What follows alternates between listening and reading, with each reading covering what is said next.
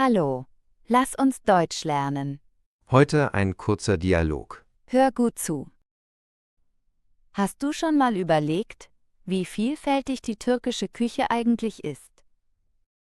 Absolut. Die türkische Küche bietet weit mehr als nur Döner und Baklava.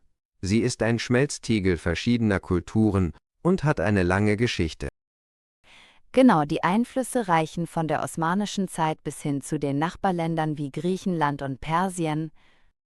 Und was mir besonders gefällt, ist die Vielfalt an Gewürzen. Hast du ein Lieblingsgewürz, das in der türkischen Küche häufig verwendet wird? Ich liebe Kreuzkümmel. Er gibt vielen Gerichten eine angenehme Wärme. Was ist mit dir? Ich bin ein großer Fan von Sumach. Es hat diese leichte Säure, die perfekt zu Salaten passt. Apropos, hast du schon mal Çoban Salatası probiert?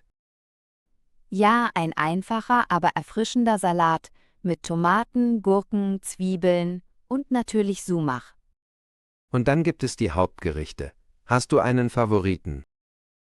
Schwierig zu sagen, aber ich denke, ich würde Manti wählen. Diese kleinen Teigtaschen mit Fleischfüllung sind einfach köstlich. Oh ja, vor allem mit Joghurt und Knoblauchsoße serviert. Aber auch Kebab in seinen vielen Varianten ist sehr beliebt. Wusstest du, dass es über 30 verschiedene Kebab-Varianten gibt? Das zeigt nur, wie kreativ die türkische Küche ist. Aber was ist mit den vegetarischen Optionen? Die sind auch zahlreich.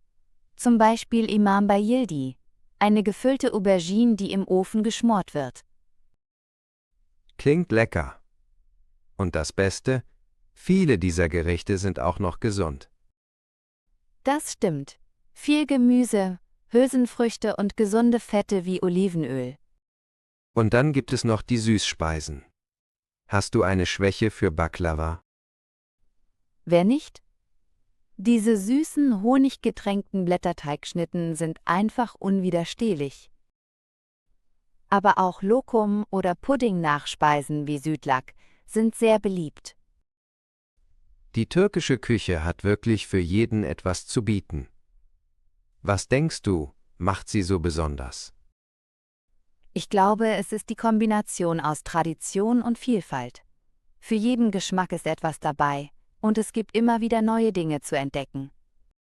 Absolut. Und die Gastfreundschaft spielt auch eine große Rolle. Ein türkisches Essen ist oft ein soziales Ereignis.